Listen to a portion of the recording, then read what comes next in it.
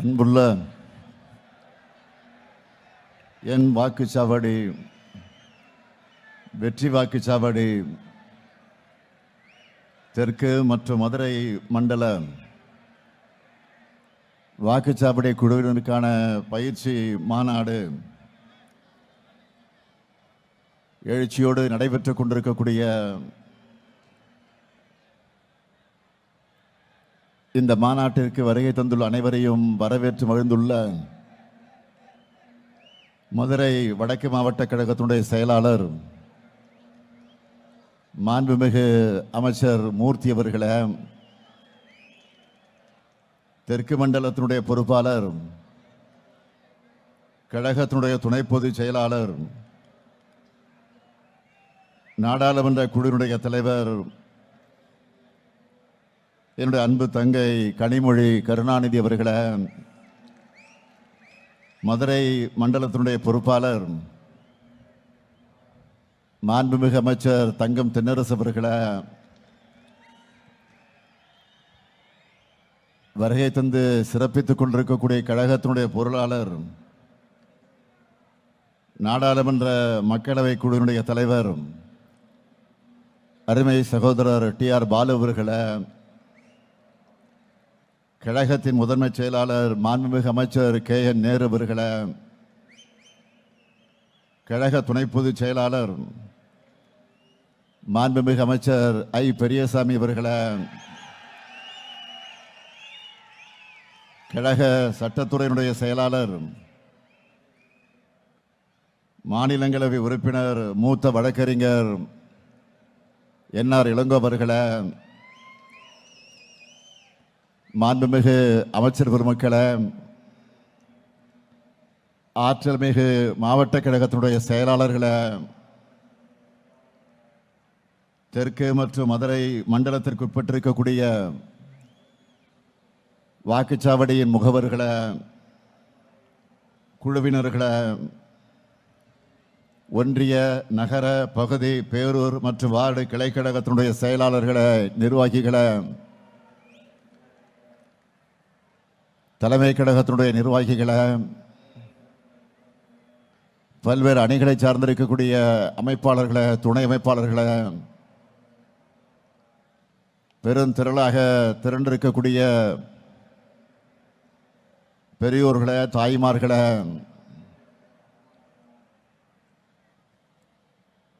என் உயிரோடு கலந்துள்ள தலைவர் கலைஞர் அவர்களின் உயிரினும் உயிரான அன்பு உடன்பிறப்புகளை, நிறைவாக நன்றி உரை ஆற்றரிக்கக்கூடிய மதுரை மேற்கு ஒன்றிய கழகத்துடைய செயலாளர் சிறைச்செல்வன் அவர்களே, உங்கள் அனைவருக்கும் என்னுடைய அன்பான வணக்கம். வீரம்னா மதுரை, பாசம்னா மதுரை, கோயில்னா மதுரை, சாப்பாடுனாலும் மதுரை, இங்க எல்லாமே ஃபேமஸ் தான். அப்படிப்பட்ட மாமதுரையில் திராவிட முன்னேற்ற கழகத்தினுடைய தெற்கு மண்டல BLA 2 BLC BDA வாக்குச்சாவடி குழுவினருக்கான என் வாக்குச்சாவடி வெற்றி வாக்குச்சாவடி என் வாக்குச்சாவடி வெற்றி வாக்குச்சாவடி பயிற்சி மாநாட்டில் கலந்து கொண்டு உங்களை எல்லாம் சந்திப்பதிலே நான் மிகுந்த மகிழ்ச்சி அடைகிறேன், பெருமை அடைகிறேன், பூரிப்படைகிறேன். இன்னும் சொன்னால் சித்திரை திருவிழா போல கூடியிருக்கக்கூடிய உங்களை பார்த்து நான் உற்சாகம் அடைகிறேன். உத்தங்குடி முழுக்க உடன்பிறப்புகள் குடியேறிவிட்ட மாதிரி எனக்கு இருக்கு. இதையெல்லாம் பார்க்கும்போது என்னுடைய நம்பிக்கை நாளுக்கு நாள் அதிகமாகிட்டே வருது. இனி நாம தான்,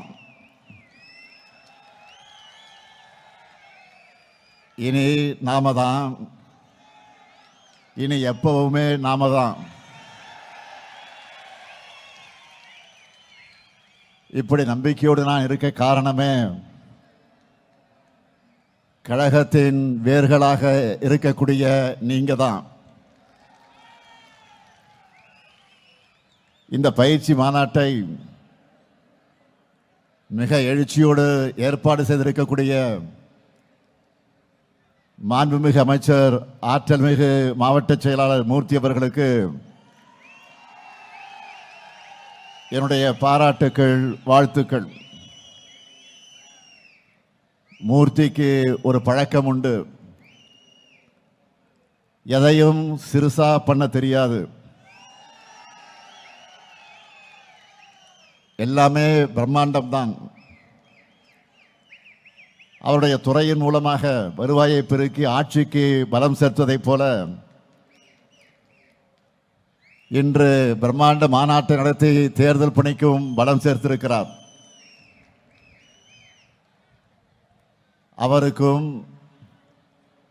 அவருக்கு தோளோடு தோள் நின்று பணியாற்றி இருக்கக்கூடிய அனைத்து நிர்வாகிகளுக்கும் தலைமை கழகத்தின் சார்பில் என்னுடைய வாழ்த்துக்களோடு என்னுடைய நன்றியையும் நான் தெரிவித்துக் கொள்ள விரும்புகிறேன். என் வாக்குச்சாவடி வெற்றி வாக்குச்சாவடி என்ற மாநாட்டுக்கு அடித்தளமான BLA 2 BLC ஆகியோரை நியமிக்கக்கூடிய பணிகளை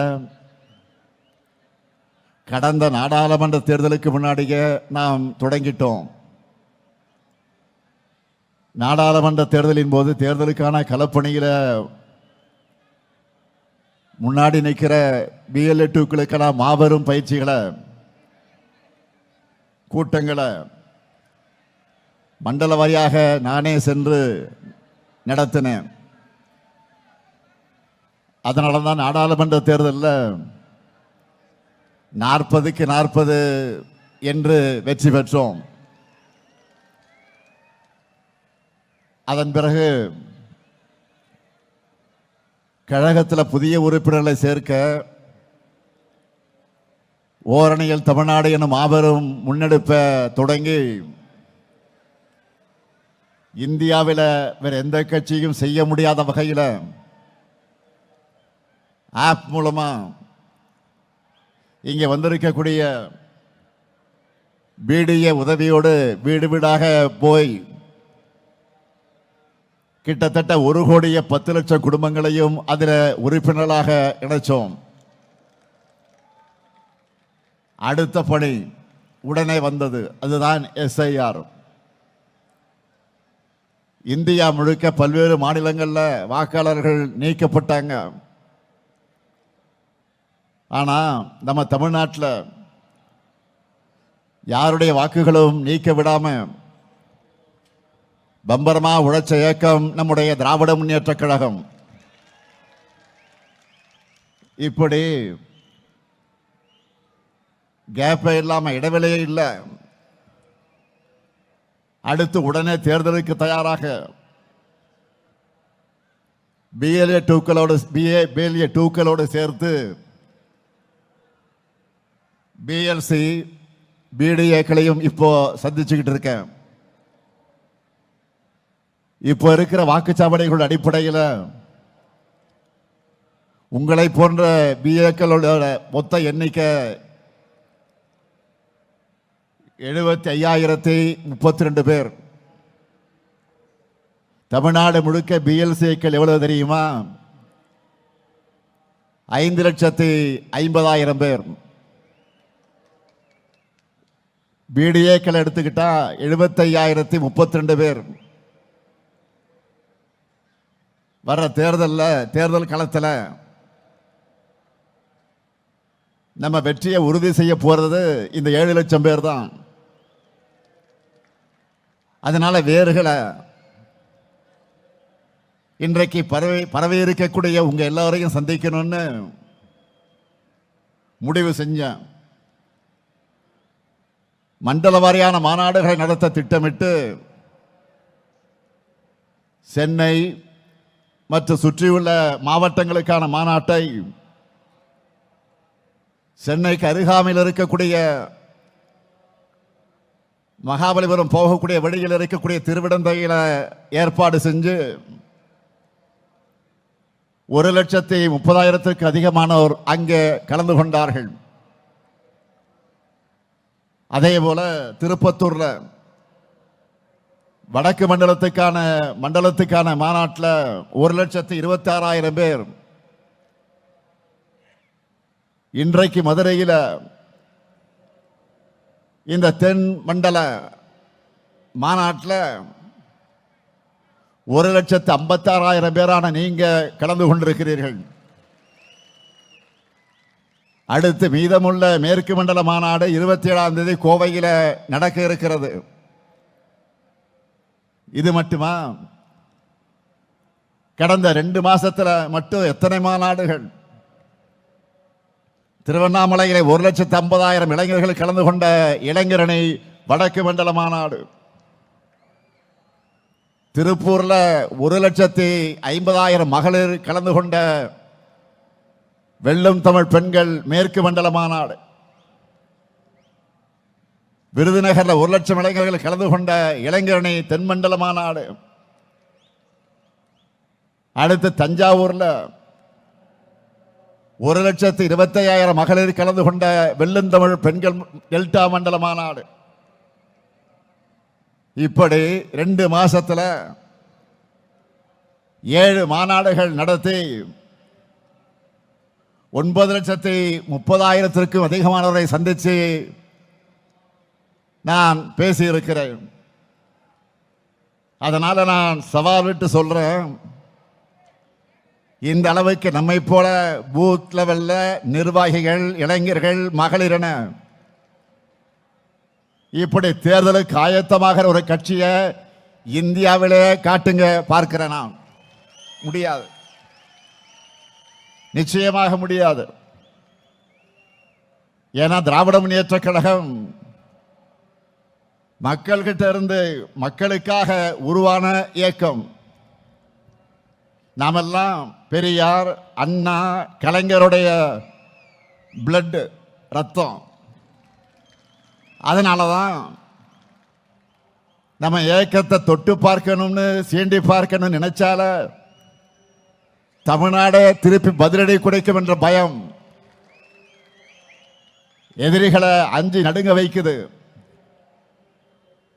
திமுக மாதிரி ஒரு அமைப்பு ரீதியா வலுவான ஒரு அரசியல் கட்சியை யாராலும் காட்ட முடியாது. இப்போ நாம காமிக்கிறது எல்லாமே சும்மா ட்ரெய்லர் தான்.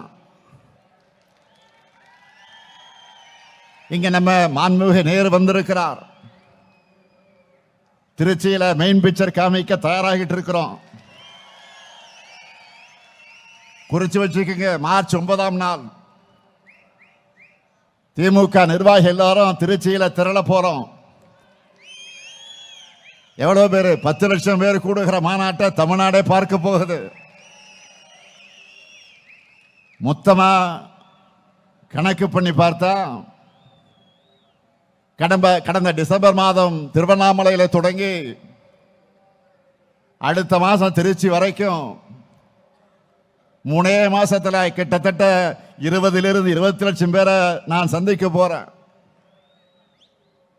அதனாலதான் சொல்றேன், நம்ம ரெக்கார்ட் பண்ணா அதை யாராலும் பிரேக் பண்ண முடியாத ரெக்கார்டா இருக்கணும். இப்படி பெரிய பெரிய மாநாடுகள் மட்டுமல்ல, ஒவ்வொரு நாளும் காலை மாலை என எத்தனை நிகழ்ச்சிகளை கலந்து கொள்கிறேன் என்பதை நீங்க தொலைக்காட்சிகளில், பத்திரிகைகளில் பார்த்திருப்பீங்க. என்னுடைய நிகழ்ச்சிகள் ஒரு பக்கம்னா,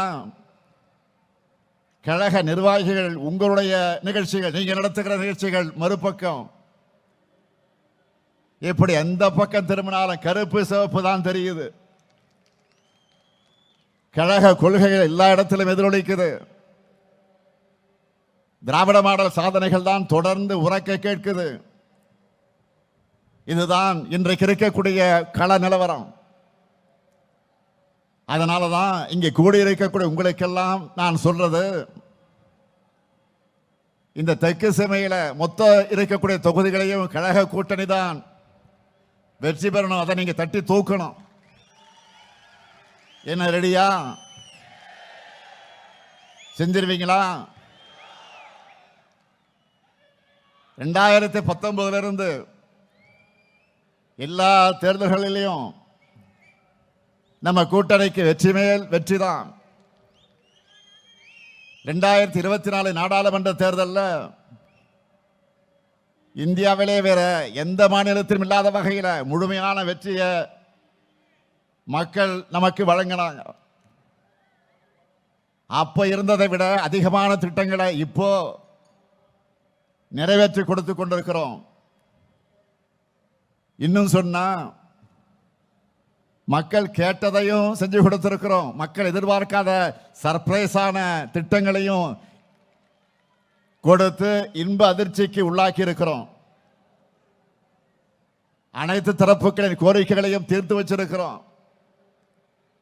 அதனால இந்த முறை மிகப்பெரிய வெற்றியை உங்க மூலமா நான் எதிர்பார்க்கிறேன். மக்களின் மகிழ்ச்சியையும் உடன்பிறப்புக்கான உழைப்பையும் நம்பித்தான் இதை சொல்லுகிறேன்.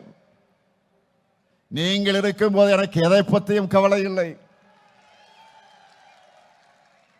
தனிப்பெரும்பான்மையான தனித்துவமான ஆட்சி அமைப்போம் என்பதில் யாருக்கு எந்த சந்தேகமும் இல்லை.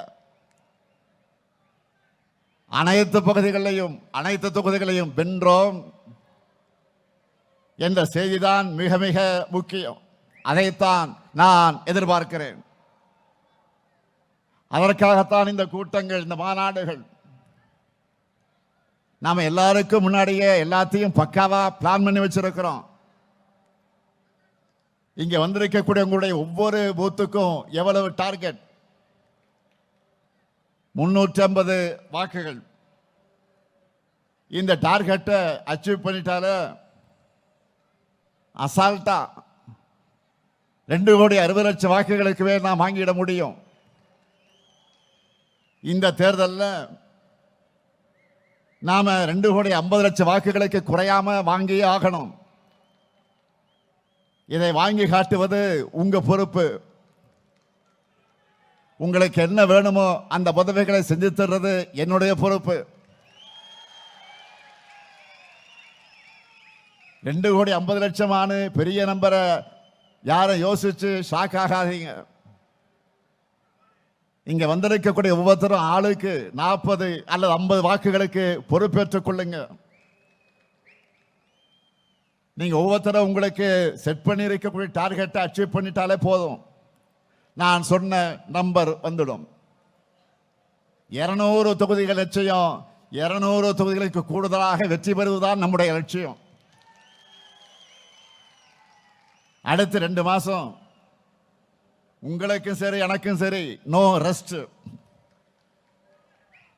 ஒவ்வொரு வாக்காளரையும் நீங்க எல்லாரும் குறைஞ்சது 5 முறையாவது நேரில் சந்திக்கணும். இதை ஏன் சொல்றேன் தெரியுமா? என்னதான் வாட்ஸ்அப், இன்ஸ்டாகிராம் இப்படி புது புது ஊடகங்கள் வந்தாலும் ஒருத்தருடைய வீட்டு படியேறி போய் அவங்க கிட்ட கையெடுத்து கும்பிட்டு பணிவா வாக்கு கேட்கிற பிரச்சாரத்துக்கு எதுவுமே ஈடாகாது. ஆன்லைன் செயல்பாடுகள் முக்கியம்தான், நான் மறுக்கல.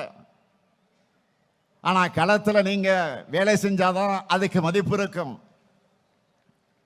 நான் அதனால்தான் திரும்ப திரும்ப அழுத்தி அழுத்தி சொல்றேன். பரம்பரையா திமுகவுக்கு வாக்களிக்கிற குடும்பமாக இருந்தாலும் சரி, இதுவரை நமக்கு வாக்களிக்காத குடும்பமாக இருந்தாலும் சரி, பிரச்சாரத்தின் கடைசி நிமிடம் வரை மக்களை நாம மீட் பண்ணிக்கிட்டே இருக்கணும். சாதனைகளை சொல்லி, வாக்குறுதிகளை சொல்லி வாக்கு கேட்டுக்கொண்டே இருக்கணும். இதை நீங்க ரிப்பீட் மோடில் செய்யணும். அப்போதான் நம்முடைய வெற்றியும் ரிப்பீட் ஆகும். தேர்தல் அன்றைக்கு பூத்துக்கு வந்து வாக்காளர்கள் நமக்கு வாக்களிக்கிற வரை ஓய்வே இருக்கக்கூடாது. பணிவா, கனிவா, மரியாதையா, நட்பா அணுகணும். ஏனென்றால் என்றைக்குமே மக்கள் தான் எஜமானர்கள், நாம் அவர்களுடைய சேவகர்கள். மக்களை சந்திச்சு அவங்க குறைகளை கேட்டு அவங்களுடைய இன்ப துன்பங்கள்ல கூடவே நிற்கிறதுனால தான் தேர்தல் அவங்களும் நம்ம கூட நிற்கிறாங்க. 75 ஆண்டு காலமாக திமுக வலிமையாக இருப்பதற்கு என்ன ரகசியம்? இதுதான். மக்களின் வாக்குகளை பெறுவதோடு உங்களுடைய கடமை முடிஞ்சிடுமா? இல்ல. வாக்கு பதிவு முடிஞ்சு மிஷின்ல சீல் வச்சு வண்டியில ஏத்துற வர நீங்க கவனமா இருக்கணும். கடைசி வாக்கு எண்ணி முடிக்கப்படும் வர கவனமா இருக்கணும். தேர்தல் தேதியை அவங்க எப்ப வேணும்னாலும் அறிவிக்கட்டும். நம்மை பொறுத்தவரை எப்பவோ பரப்புரையை தொடங்கிட்டோம். நேற்று கூட வெல்லும் தமிழ் பெண்கள் பரப்புரைக்காக நம்முடைய மாவட்ட கழகத்துடைய செயலாளர்கள் பொறுப்பாளர்கள் கூட்டத்தை நடத்தின வீடியோ கான்பரன்ஸ் மூலமாக. அதில் ஸ்டாலின் மகளிர் படை மூலமா நம்ம அரசோட சாதனை திட்டங்களை ஒவ்வொரு வீட்டுக்கு கொண்டு போய் சேர்க்க சொல்லி இருக்கிறேன். குறிப்பா தேர்தலை காரணமாக வச்சு மகளிர் உரிமை தொகையை முடக்க நினைச்சு சதிய நாம முறியடிச்சு 5000 ரூபாய் வழங்கி இருக்கிறது. அடுத்து அமையப்போகிற நம்முடைய திராவிட மாடல் 2.0 ஆட்சியில மகளிர் உரிமை தொகையை 2000 ரூபாயாக உயர்த்தி வழங்கி இருப்பது பற்றி இந்த ஸ்டாலின் மகளிர் படை ஒவ்வொரு வீட்டிலையும் விளக்கமாக எடுத்து சொல்வாங்க. நல்லா புரிஞ்சுக்குங்க. நம்முடைய திராவிட மாடல் ஆட்சியில தான் பெண்கள், குழந்தைகள், மாற்றுத்திறனாளிகள், திருநர்கள், உழவர்கள், உழைப்பாளர்கள், நெசவாளர்கள் சமூகத்தில் இருக்கிற அனைத்து தரப்பினரையும் கவனத்தில் எடுத்துக்கொண்டு திட்டங்களை தீட்டி அதையெல்லாம் சிறப்பாக செயல்படுத்திக் கொண்டிருக்கிறோம். அதனாலதான் தமிழ்நாடும் வரலாறை காணாத வளர்ச்சியும் பெறுது. இந்த எல்லாருக்குமான வளர்ச்சி நம்ம எதிரிகளுடைய கண்களை உறுத்துது. எனவே ஒவ்வொரு வீட்டுக்கும் சென்று சேர வேண்டிய செய்தி என்னவென்றால், நம்மோட திராவிட மாடல் அரசு இந்த ஆட்சி தொடர்ந்தால்தான் மகளிர் உரிமை தொகை போன்ற சமூக வளர்ச்சிக்கான நலத்திட்டங்கள் தொடரும். இந்த நேரத்தில் இன்னொரு சுவாரஸ்யமான விஷயத்தை உங்ககிட்ட பகிர்ந்துக்கணும்னு நான் நினைக்கிறேன், விரும்புகிறேன். அண்மையில் நம்ம அட்வான்ஸா வழங்கின 5000 ரூபாய் உரிமை தொகையை பல ஊடகங்களும் நம்மோட சர்ஜிக்கல் ஸ்ட்ரைக்குன்னு சொன்னாங்க.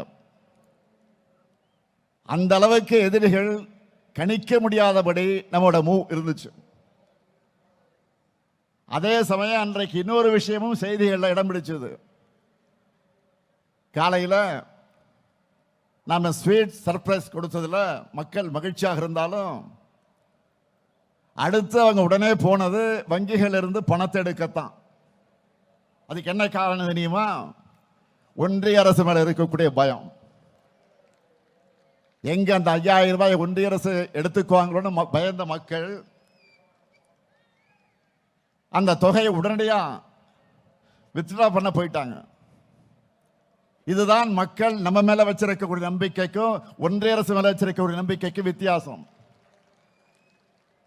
மக்களுக்காக கொடுத்தா அது திமுக அரசு, மக்கள் கிட்ட இருந்து எடுத்துக்கிட்டா அது ஒன்றிய பாஜக அரசு. அதை புரிஞ்சுக்குங்க.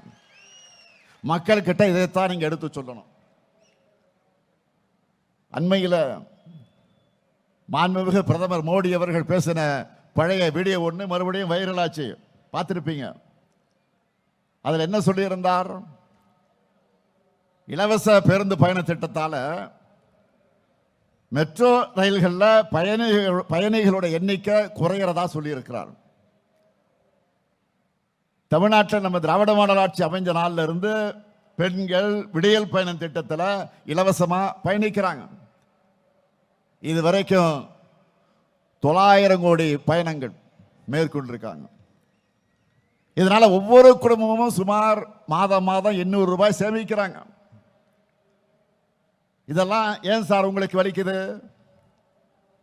மார்ச் 1ஆம் நாள் இதே மதுரைக்கு பிரதமர் வரப்போகிறார். அவர்கிட்ட மதுரை மக்கள் என்ன கேட்கணும்னா, இவ்வளவு அக்கறையோடு மெட்ரோ ரயிலுக்கு பேசுறவர் ஏன் இந்த மதுரைக்கு மெட்ரோ ரயில் திட்டத்தை கொடுக்கலன்னு கேட்பீங்களா?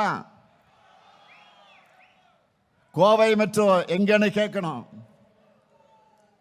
ஏன் தமிழ்நாட்டுக்கு எந்த சிறப்பு திட்டங்களையும் கொடுக்கலன்னு கேட்கணும். கீழடி அறிக்கையை ஏன் வெளியிட மாட்டீங்க அப்படின்னு கேட்கணும். எய்ம்ஸ் இன்னமும் வரலன்னு கேட்கணும். நீட் தேர்விலிருந்து ஏன் விலக்கு தர மறுக்கிறீங்கன்னு கேட்கணும். மும்மொழி கொள்கையை ஏத்துக்கணும்னு கல்வியில் சிறந்த தமிழ்நாட்டை வஞ்சிக்க எங்களுக்கான கல்வி நிதியை முடக்கிறது நியாயமானு கேட்கணும். மாண்புமிகு பிரதமர் அவர்களே, இன்னும் நிறைய இருக்கு. அதையெல்லாம் மக்கள் கேட்க காத்திருக்காங்க. நியாயமா? எதிர்க்கட்சி தலைவர் பழனிசாமி அவர்கள் தமிழ்நாட்டோட உரிமைகளுக்காக குரல் கொடுத்திருக்கணும். ஆனா கோரிக்கையா கூட இதையெல்லாம் கேட்க துணிச்சல் இல்லாத துரோகியா அவர் மாறிட்டார். ஆனா நாம் பழனிசாமி மாதிரி பயந்தாங்குழி இல்லை.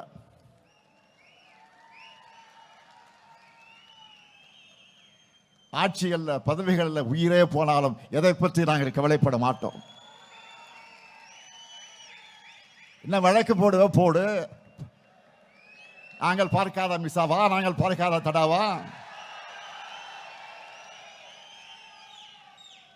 இன்னைக்கு இந்திய அளவில் இருக்கக்கூடிய எதிர்கட்சிகளிலே திமுக மேலதான் பாஜக அரசு அதிகமான ரைடுகள் நடத்துறாங்க.